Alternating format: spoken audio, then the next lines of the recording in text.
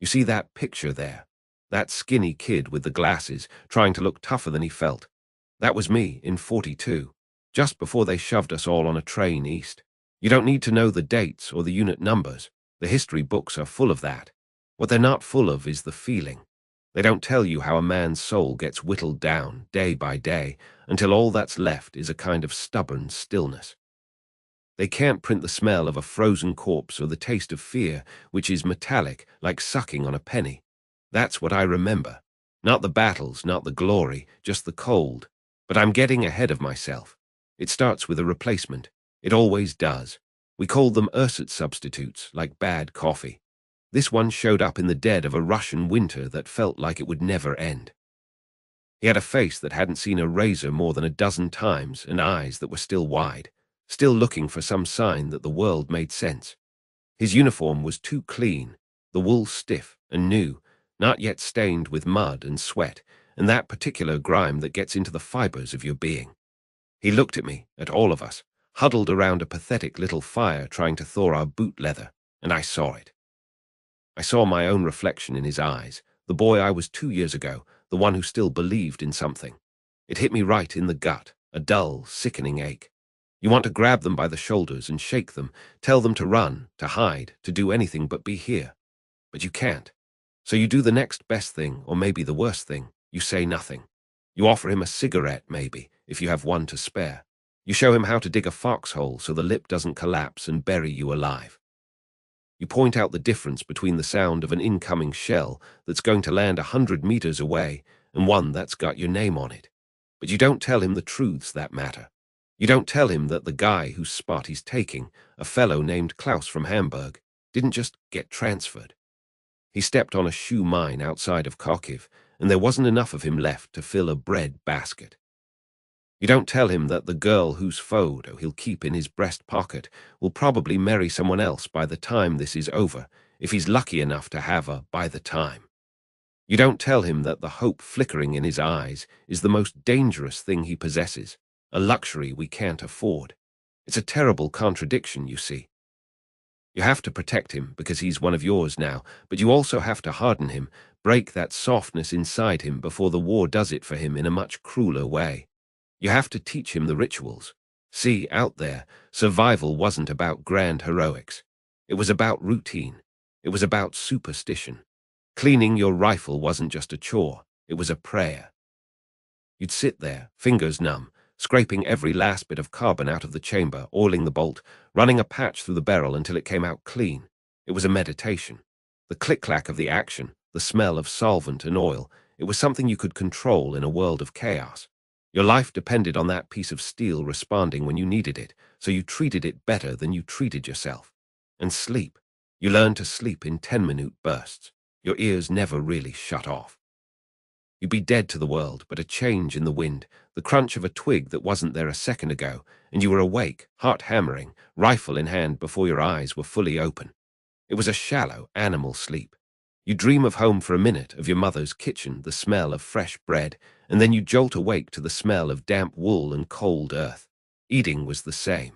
You ate for fuel like stoking a furnace. A hot meal. That was a story from another life. Most of the time it was hardtack that could break a tooth, some canned meat that was more gristle than anything, and if you were lucky, a smear of jam. You'd eat it fast, not tasting it, just getting it down before the shelling started or someone called you to your post. The luxury wasn't the food, it was the 30 seconds of silence to eat it. That's how you lived. By rationing everything, even your own senses. And you had to ration your emotions most of all. That was the first and most important rule of the Eastern Front. Hope was a currency we were all bankrupt in. To hope for a warm bed was to guarantee you'd be sleeping in a frozen ditch. To hope for a letter from home was to ensure the mail wouldn't come for weeks. So we stopped hoping. We existed in a permanent grey present. We never ever spoke of the future. When we talked about home, it was always in the past tense. My father had a big oak table, you'd say. Or my girlfriend, she loved to dance. Never when I get back, I will. That was a jinx, a curse. That was asking for a sniper's bullet. You built a wall inside your mind, brick by brick, to keep the horror out. You'd see things no man should see. A buddy laughing 1 minute, then just gone. A village, burned to the ground, the silence after the screaming was worse than the screaming itself. You'd see the partisans strung up as a warning, their faces blue and swollen. You had to look at it, process it just enough to learn from it, and then you had to lock it away in a dark corner of your mind and throw away the key. If you let it in, if you started to feel it, really feel the enormity of the death and the misery, it would swallow you whole. You become one of the vacanted men who just wandered off into the snow one night, never to be seen again. So you became an expert in emotional economy.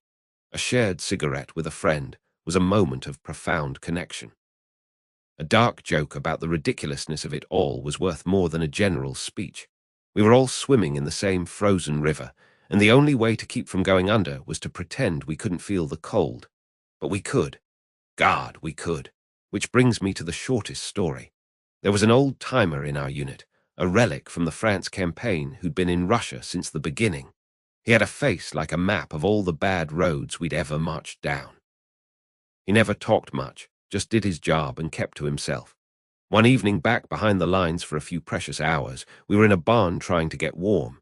Some kid from a different unit, full of that fresh-faced enthusiasm, asked him, "What was it like? In France, I mean. Tell us a story." The old guy just stared into the middle distance, his hands gnarled and scarred, resting on his knees. He didn't talk about the blitzkrieg or the cities he'd seen or the fights he'd been in. He just took a long, slow breath, and the cloud of steam hung in the frigid air. He looked that kid right in the eye and he said, in a voice raspy from cold and too many cigarettes, "It was cold. That was it. It was cold." The kid looked disappointed, maybe even a little scornful. He wanted a tale of adventure. But every one of us in that barn, we understood. We nodded. A couple of guys even let out a soft, grim chuckle. That was the truest war story I ever heard. Because it wasn't about tactics or movement. It wasn't about good and evil. It was about what we felt. That single word, cold, contained everything. It was the cold that seeped into your bones in the trenches outside Leningrad, a cold so deep you felt your blood was turning to slush. It was the cold look in the eyes of the political officer when he questioned your commitment. It was the cold dread in your stomach when the dawn attack was called. It was the cold finality of a friend's body laid out under a sheet. It was the cold silence that fell over a landscape after the artillery had done its work. It was the cold emptiness inside you, where your dreams and your warmth used to be. That word held all the suffering, the numbness, the sheer grinding exhaustion of a war that had no end in sight. It was a story we all lived, every minute of every day. No epic tale of charging a machine gun nest could ever convey the truth like that one word.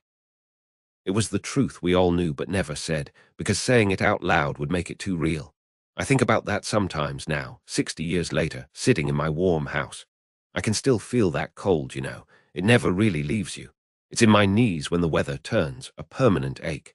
But it's also inside, in a place you can't warm up. I see the faces of the boys who didn't make it. The replacement. He lasted about 3 months, got caught in a mortar barrage during a retreat. A retreat they called a strategic repositioning. We left him there in the mud. We had to. That's the last, coldest truth of it all. You just had to keep moving, leaving pieces of yourself behind with every mile. So if you ever ask me about the war and you want to know what it was really like, don't expect a long story. I'll just look out the window, maybe, and tell you the only thing that matters, the truest thing. It was cold. You want to know about the war, the real war. Not the maps with arrows and the newsreels with the booming voices. I'll tell you about the war. It wasn't in the big battles you read about, not for me anyway. It was in my pocket. That's right, my tunic pocket, right here over the heart. That's where I kept my museum, my private little museum of a life that felt like it belonged to someone else. If you stuck your hand in there, you'd find the whole story. There was a photograph of my mutter and Vader, creased and worn soft at the corners from being taken out and looked at 1,000 times. You could barely see the pattern on the back of the chair Vader was sitting in anymore. My thumb had rubbed it almost smooth. I didn't need to look at it to see it. I knew every shadow on their faces. The way Mutter's smile was a little tight, like she was worried even then, on the day I shipped out. And a letter from my sister Liesel, the paper so thin from being unfolded and refolded that the ink was starting to bleed through at the seams. She wrote about the most ordinary things, how the apple tree in the backyard was heavy with fruit, How our cat had got into a fight with the neighbor's dog and came home with a notch in his ear. How she missed my laugh. She never wrote about the war, not a word. It was a letter from a world where the sun still shone on normal things, and when I read it, I could almost smell the apple blossoms instead of the cordite and the damp wool and the other smells.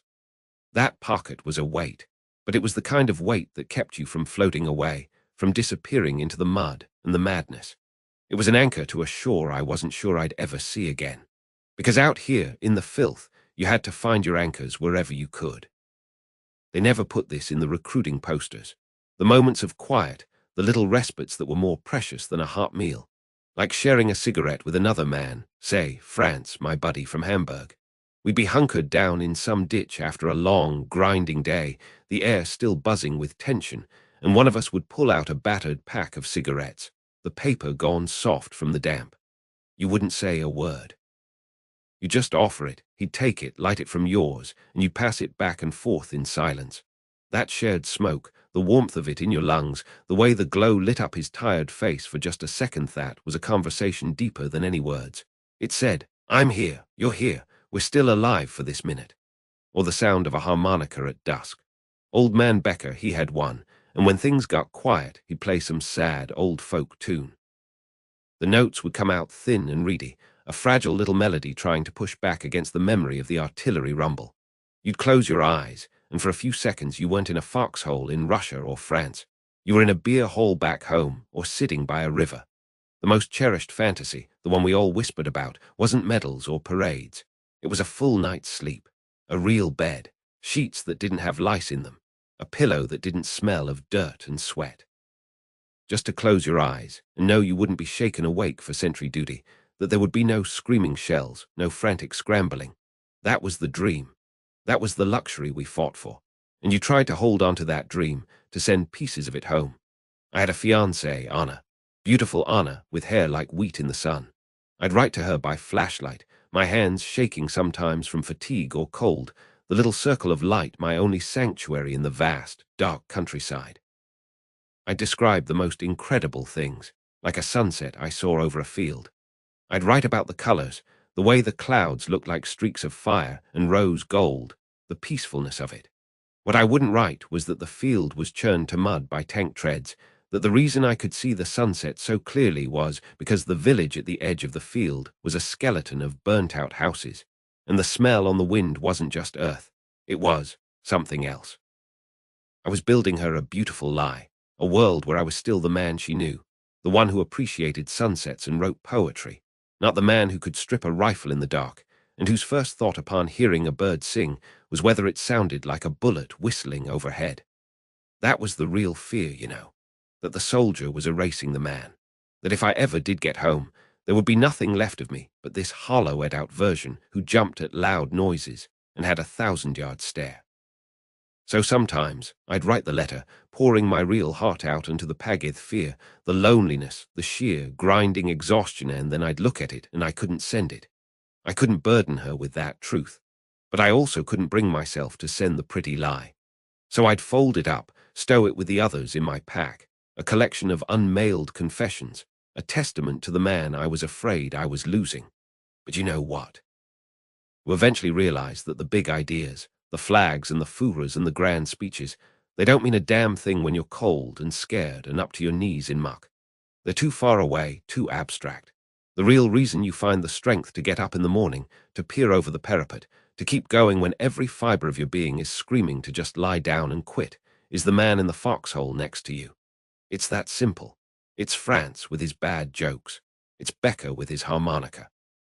It's the young kid, Klaus, who shouldn't even be here, who still had peach fuzz on his cheeks, and who you felt a responsibility for like an older brother. We didn't fight for the fatherland in those moments. We fought for each other. There's a look that passes between soldiers, a shared glance in the middle of some fresh hell that says more than any political doctrine ever could. It's a look of pure, unvarnished understanding. It says, "This is terrible. I'm scared too, but I'm here with you." And that look, that silent communion, was more sustaining than any hot meal or pep talk from an officer. It was a lifeline. That's why the shortest war story is always the truest. You hear the old-timers, the real veterans, they don't talk about charging machine gun nests or shooting down planes. They get quiet, and they'll say something like, "I promised Gerhardt I'd get him home," or "I shared my last piece of chocolate with Hans." It's never about the glory. It's about the quiet, desperate promise you make to yourself and to your friend to keep him alive for one more day. Just one more sunrise. One more miserable, cold, terrifying day. Because his survival became your survival. His hope became your hope. The weight of that photograph in my pocket, the sound of that harmonica, the unspoken bond with the man sharing my foxhole that was the real war. The rest was just noise and terror. The truth of it is, we were just boys who wanted to go home, and we learned that the only way to do that was to make sure the boy next to us could go home, too. Everything else, all the grand strategy and the politics, it all just faded away until all that was left was the mud, the fear, and the profound, simple love you had for the man fighting beside you. That's the story. It's not a long one, but it's the only one that matters. You want to know about the war? Sure, I can tell you about the war. But you have to understand, the stories you see in the pictures, the big battles with arrows on a map, that wasn't the war I knew. My war wasn't about generals or grand strategy. My war was measured in bandages.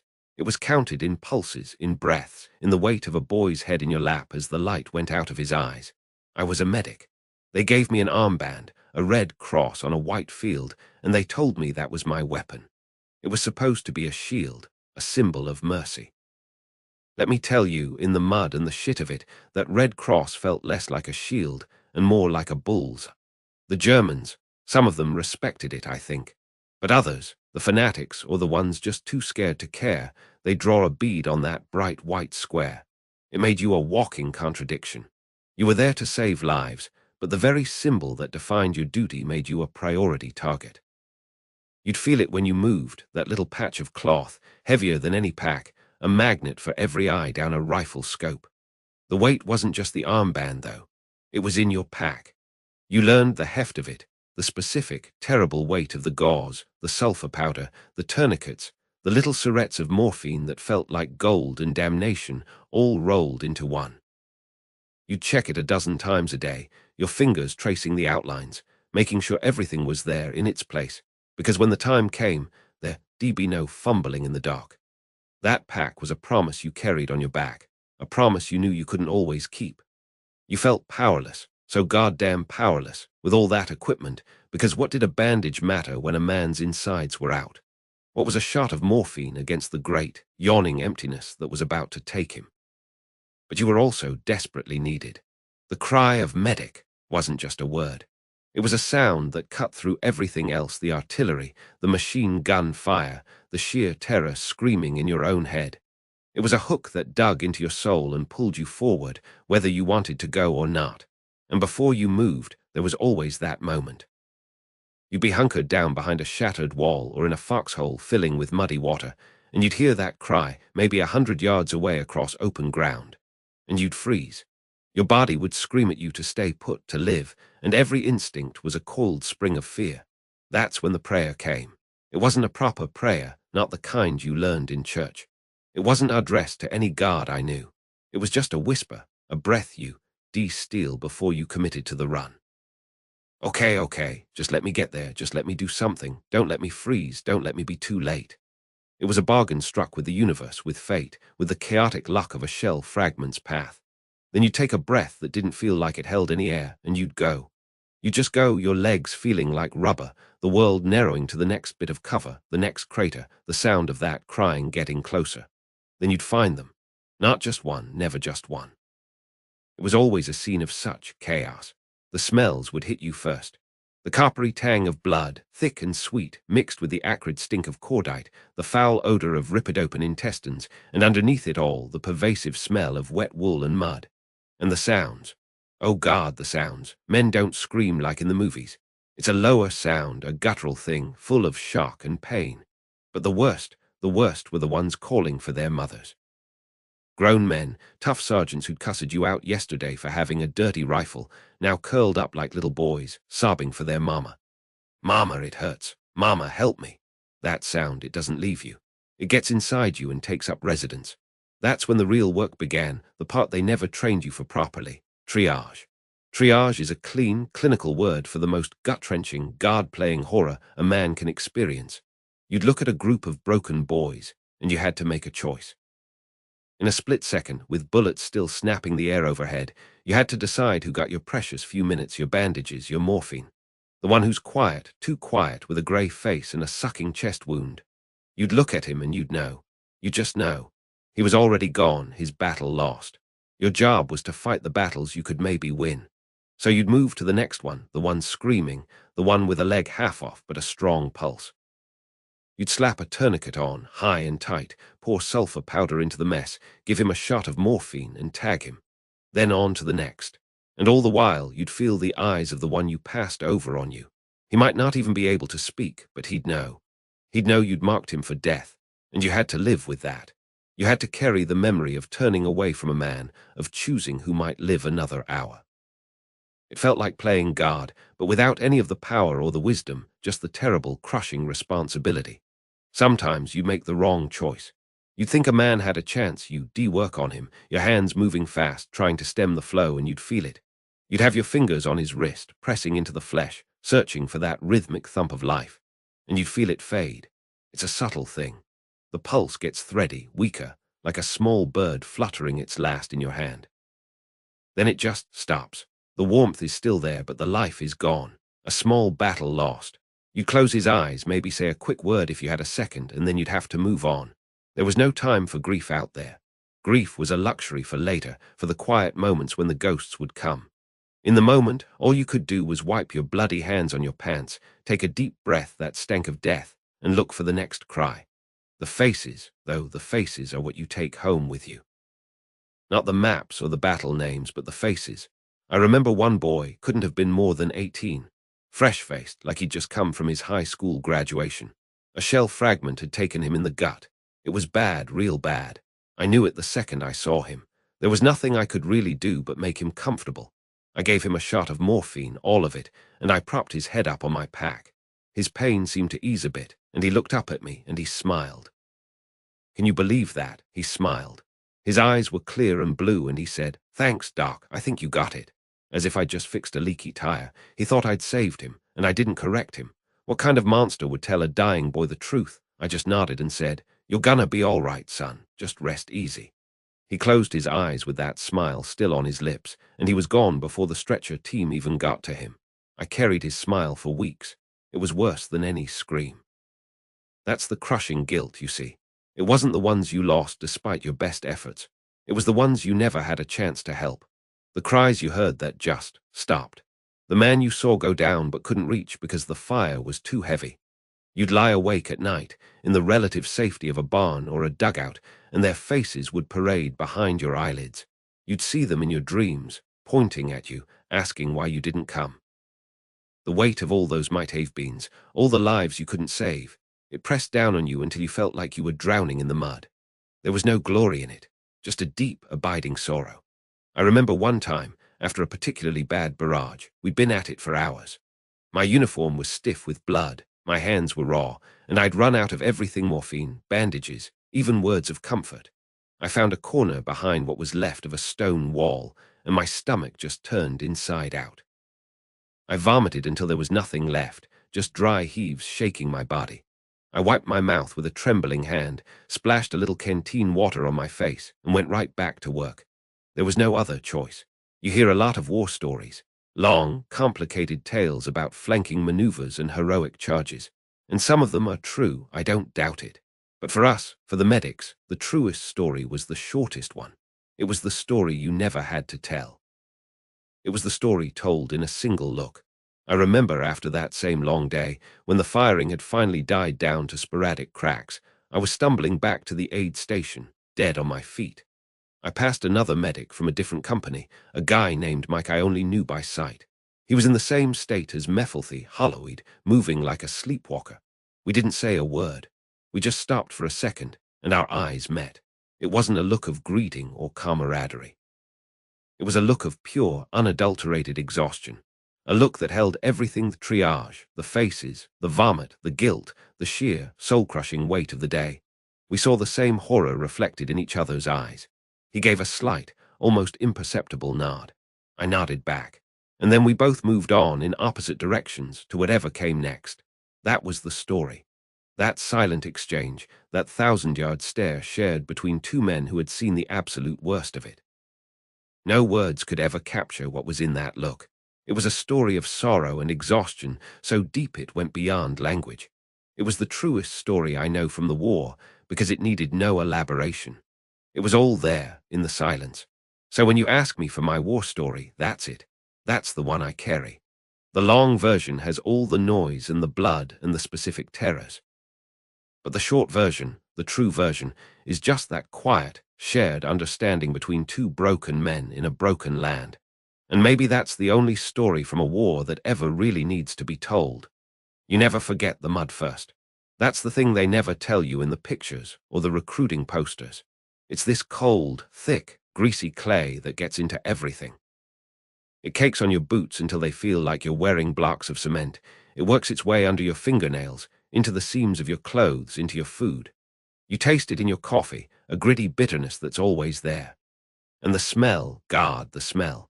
It's a mix of wet wool uniforms, cordite from the shells, the damp earth of the dugout, and something else, something sweet and rotten that you try not to think about. That's the front. That's where we lived, in holes we scraped out of the earth like animals. You'd sit there for hours, days sometimes, with the rain dripping down your collar, listening. That was the worst part, the listening. Hearing the crump of a shell way off in the distance and wondering if the next one has your name on it. Hearing the scuttle of a rat in the trench wall and jumping out of your skin. But the strangest thing you'd hear sometimes was them. The Germans. Just the faint sounds of movement, a voice carried on the wind, a cough in the night. They were ghosts, these faceless men we were supposed to kill. Our officers called them the Hun, the enemy, made them out to be monsters. But when you're sitting in the dark, shivering, listening to another man cough a few hundred yards away, you start to wonder. You hear him, and you know he's just as cold, just as scared, just as tired of the mud as you are. It was in the quiet moments that the whole damn thing started to unravel. I remember one night, must have been close to Christmas, because the cold had a real bite to it, a clean sharpness that cut through the usual damp chill. We were huddled in the dugout, passing around a cigarette, trying to get a little warmth from the glow. The shelling had quieted down for a bit, one of those strange lulls that felt heavier than the noise. And then we heard it. At first it was just a faint hum, a few voices drifting across Naaman's land. Then it got clearer. They were singing. Still nacht, Heilig nacht, Silent Night. I didn't know the words, but I knew the tune. It was the same carol my mother would sing in front of the piano back home. Their voices were rough, tired, but there was a harmony to it that made the hair on my arms stand up. It was beautiful, and it was coming from the German lines. My buddy, Mikey, a kid from Chicago, he just looked at me, his eyes wide in the dark. "You hearin' this?" he whispered. "They're singing our song." And for a few minutes there was no war. There were just these two groups of men, separated by a few hundred yards of frozen mud and barbed wire, listening to the same song under the same cold, starry sky. It was the eeriest thing I've ever experienced. In that moment they weren't monsters. They were just boys who missed home, same as us. That was the first crack, I think. The first time I had to push back against the idea that they were something less than human. You started seeing it everywhere after that. You'd be on watch, peering over the parapet through the periscope, and you'd see movement in their lines. Not a soldier, not a target, just a man. I saw one once, early in the morning when the mist was still clinging to the ground. He was standing up, stretching, a faint plume of steam coming from his mouth. He lit a cigarette, cupping his hands around the match to shield it from the wind, the exact same way I did. He took a long drag and just stared out into the emptiness between us. I had my rifle sighted on him, a clean shot, but I watched him. I saw the weariness in the slope of his shoulders, the way he rubbed the back of his neck. He was just a guy, starting another miserable day in this hellhole, and I couldn't pull the trigger. It wasn't bravery or some grand moral stand. It was just a recognition. I saw myself in him. That's the truth they don't want you to know. In the middle of all that madness, these little moments of sanity would break through. There were unwritten rules, you see, gentlemen's agreements. If a wounded man was out in Naaman's land, crying out, sometimes the shooting would just stop. Not always, but sometimes. Both sides would hold their fire while a few brave souls would scramble out to bring their buddy back. Nobody shot. It was like this shared understanding that some things were just beyond the war. The real enemy wasn't the man in the grey coat across the field. The real enemy was the mud that tried to suck the boots off your feet, the cold that crept into your bones and never left, the rats that would gnaw on the dead if you didn't chase them off. We were all fighting those things together in a strange way. And then there was the day of the tin of beef. It sounds ridiculous, doesn't it? A tin of beef. But it happened. We'd been on short rations, living on hardtack and this awful canned stew that tasted like despair. One of the boys had gotten a parcel from home, a proper tin of corned beef, the good stuff. We were all eyeing it like wolves. But this guy, a big fella named Donnie from Texas, he just looked at the tin, then looked out across Naaman's land. It was a quiet afternoon. "Ah, hell," he said, and before any of us could stop him, he stood up and chucked the tin as hard as he could. It landed with a dull thud right in the middle of that blasted, cratered earth between the trenches. We all held our breath, waiting for a sniper's shot. Nothing. For a long minute, nothing happened. Then a German helmet popped up. Then another. We were all aiming now, fingers on triggers. But the German just looked at the tin, then back at our lines. He disappeared for a second, then stood up again and threw something. A small, cardboard package came sailing through the air and landed not far from the tin. A pack of cigarettes. Lucky strikes, I think. Darny, crazy bastard, actually waved. And from the German trench, one of them waved back. Just a quick, hesitant gesture. Then we all ducked back down. Later, when it got dark, one of our guys scurried out and got the cigarettes. We never talked about it again, not really. What was there to say? It was this fragile, silent truce, an acknowledgement that we were all stuck in the same nightmare, a nod that passed between two lines of miserable men. And the next morning, the shelling started up again like nothing had happened. That moment felt like a dream, something you couldn't quite grasp. Did it even happen?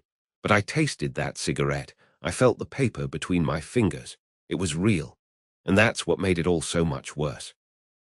Because after a moment like that, after you've shared a nod or listened to a man sing about peace on earth, how do you then look through your sights and pull the trigger? That's the horror they don't put in the history books. The horror isn't just the dying, it's the killing. It's being ordered to kill a man who, you now know, is just a man.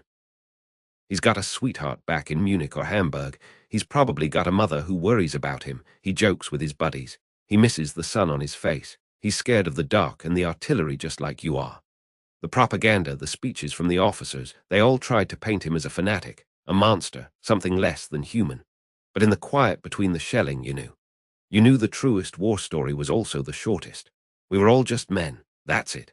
That's the whole terrible truth. We were just men, shoved into uniforms and told to kill other men who were just like us. For a king, for a country, for an idea on a map. It makes the heroics feel hollow, you know. The greatest battle wasn't against the enemy. It was against the part of yourself that remembered your own humanity and theirs. You had to shut that off to survive. You had to build a wall inside your heart, just like the one you hid behind in the trench. And if you were lucky, if you made it out, you spent the rest of your life trying to tear that wall down, trying to forget the face of the young boy you saw in your sights for 1 second too long. The boy who was just trying to stay warm, the boy who was you. That's the story. It's not about grand strategies or who won which hill. It's about the mud, the cold, the silence, and the terrible, unspoken truth that passed between us in those quiet moments. A truth that was truer than any victory or defeat. We were all just men, and that was the worst part of it all. You want to know about the war, everyone always wants to hear about the charge, the firefight, the big battle. They want the noise and the glory, or the horror, I suppose. But I'll tell you a secret the old-timers all knew. The truest story of the whole damn war was the shortest one. It wasn't about the fighting. It was about the waiting. The long, gut-churning, soul-sucking wait before the storm hit. That's the story that stays with you, that lives in your bones 50 years later. It's the story of the quiet, not the noise. Let me tell you about the wait before the big push in 44. It was somewhere in France, the hedgerow country, and the air was so thick with what was coming you could almost taste it, like metal on your tongue.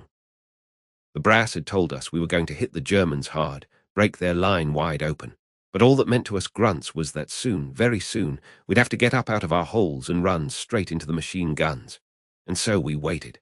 That was the real battle, fought in the silence between the orders. The eerie quiet was worse than any barrage. At least when the shells are falling, you're too busy trying to keep your head attached to your shoulders to think. But this quiet, it was a lie. It was the world holding its breath. You'd hear a bird sing, and it sounded obscene, like it didn't know or care that men were about to die in this very field. The only sounds were the distant, dull thumps of artillery far away, like a giant's heartbeat, and the low, constant buzz of flies around the latrine ditch. And your own heart pounding in your ears so loud you were sure the Krauts could hear it 1,000 yards away. My hands, they developed this little tremor, a fine, constant shake that I couldn't stop. It wasn't fear, not exactly, not the screaming kind anyway. It was more like my whole body was a watch that had been wound too tight. I'd look at my rifle, and the front sight would jitter just a little bit. I'd try to light a cigarette, and my Zippo would click-clack against the tin because my fingers wouldn't stay still. It was a hum, a vibration of pure dread running through me, a current waiting for a place to ground itself. That's when I decided to write a letter home. Everyone did it. It was a ritual. You get that V-mail paper out and try to put down something that mattered, something that would be your last words. But what do you say? You can't write about the mud, or the coppery smell of fear in the air, or the way your stomach feels like it's full of cold water. You can't tell your mom about the tremor in your hands, so you lie. You write about the food, how you got a chocolate bar from the Red Cross. You ask about the dog. You tell your girl you miss her, and that everything is fine, just fine. But the whole time, you're staring at the paper, and the words look like someone else wrote them. You're trying to pour your whole life into a few sentences, and all that comes out is ash. I remember I started a sentence, "If I don't make it back," and I stared at those words until they blurred. Then I crumpled the whole thing up and shoved it in my pocket. I couldn't do it. It felt like signing my own death warrant. So you fall into these rituals, these little things you do to keep the panic at bay. For me, it was checking my gear. Not just a once-over, but a real obsessive check. I'd empty my cartridge belt, count every single .3006 round, wipe the dust off the brass with my thumb, and load them back in, one by one, listening for the solid click as each one seated. I'd field strip my M1 Garand, clean it, oil it, and put it back together, my fingers moving on autopilot. I'd check the tension on every strap of my pack, tighten my bootlaces, make sure my canteen was full. It was a nervous tick, a way to keep my hands busy so my mind wouldn't spiral. Because if you let your mind wander, that's when it gets bad. That's when you start thinking about home, about your bed, about a cold beer, about anything but the fact that in a few hours you might be bleeding out in a French field. Time plays tricks on you. It stretches and warps. 1 minute would feel like an hour, and then suddenly 3 hours had gone by in what seemed like a blink. You'd look at your watch, and only 5 minutes had passed since the last time you looked. It was maddening. You're just trapped in this bubble of anticipation, watching the shadows lengthen, counting down to your own possible oblivion. And all around you, the other guys are doing the same thing. You're not alone in your foxhole, but you are alone in your head, except for the guy next to you. For me, that was Mikey, a kid from Brooklyn who talked a mile a minute about the Dodgers and his girlfriend Maria. During the wait, he got quiet. We were sharing a foxhole, our shoulders pressed together for comfort. I found myself memorizing his face, not in a sentimental way, but like a soldier's way, the chip in his front tooth from when he fell during basic, the way his Adam's apple bobbed when he swallowed, the little scar above his eyebrow. It was like I was making a record, a silent promise that if he bought it, I'd remember him. And I knew he was doing the same for me. We didn't have to say it. It was a pact, written in the dirt between us. You look at every man in your squad and you think, which one of us won't be here tomorrow? Is it Jenkins with the new baby he's never seen? Is it the old man, Sergeant Miller, who's been through this twice already? Is it me? As the hours bled away, the conversations died down to almost nothing. When men did speak, it was in hushed whispers, like we were in a library or a church. As if speaking our fears out loud would make them real, or worse, that the enemy across the field might hear the tremor in our voices and know how scared we were. The bravado was gone. The dark humor that usually got us through dried up. There were no jokes about Heineland or what we'd do when we got to Berlin. It was just the raw, unvarnished truth hanging in the air between us. We were scared, terrified, and admitting it, even silently, was a kind of relief. The sergeant, old man Miller, he was a rock. But if you looked close, you could see it in his eyes. He'd been in North Africa, Sicily, he knew the score. His hands were steady as he smoked his pipe, but his eyes were doing the same calculation as the rest of us. He was counting heads, knowing some of the faces he was looking at now would be gone by sundown. But he never let it show in his voice. His commands were quiet, firm. He'd move down the line, checking on each of us, a clap on the shoulder here. Are you good, son? There. That discipline, that lifetime of holding it together, was the only thing keeping us from flying apart. He was the dam holding back the flood of our collective terror. Then came the final moments. The runners came back from the co. The word was passed down the line in a low murmur. 5 minutes. It was like the whole world squeezed in around us. You could feel the tension ratchet up, a physical pressure in the air. The tremor in my hands got worse. I had to clench my fists to try and stop it. I saw guys crossing themselves, others just staring blankly at the dirt wall of the foxhole, their lips moving in silent prayer or maybe just talking to themselves, trying to find some last bit of courage. The smell was the worst. It's a smell you never forget. A mix of damp earth, sweat, cigarette smoke, and that sharp, acrid scent of pure fear. It's the smell of men who know they're about to die. I lit a cigarette, my last one, and the smoke tasted like nothing. It was just a thing to do with my hands, something to focus on besides the hammering in my chest. And then it came. The order. It wasn't shouted. It was just a signal passed along. The sergeant nodded, and we knew. This was it. The entire company, maybe the entire battalion, took a collective intake of breath. It was the loudest sound I've ever heard, that silent, unified gasp.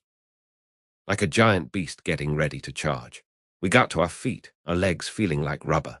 You make sure your rifle is off safe. You adjust your helmet. You do all the little things you've been trained to do, your body moving while your mind is a million miles away, or maybe right there, screaming inside your skull. And that's when it happened. The shortest war story. The truest one. As we lined up along the edge of the field, just before the whistle was to blow, Mikey turned to me. We were going to be the second wave. He looked at me and I looked at him. And in that single glance that lasted maybe a second, a lifetime passed. There was no bravado, no see you on the other side, no tough guy nod. There was nothing but pure, unadulterated animal fear. His eyes were wide, the whites showing all around. I saw my own terror reflected back at me in his face. It was a look that stripped away all the training, all the patriotism, all the bullshit. It was the look of a boy who was desperately, hopelessly scared and just wanted to go home. It was a confession and a farewell all in one. And I knew he saw the exact same thing in my eyes. That look said everything. It said we might die. It said I don't want to go. It said goodbye.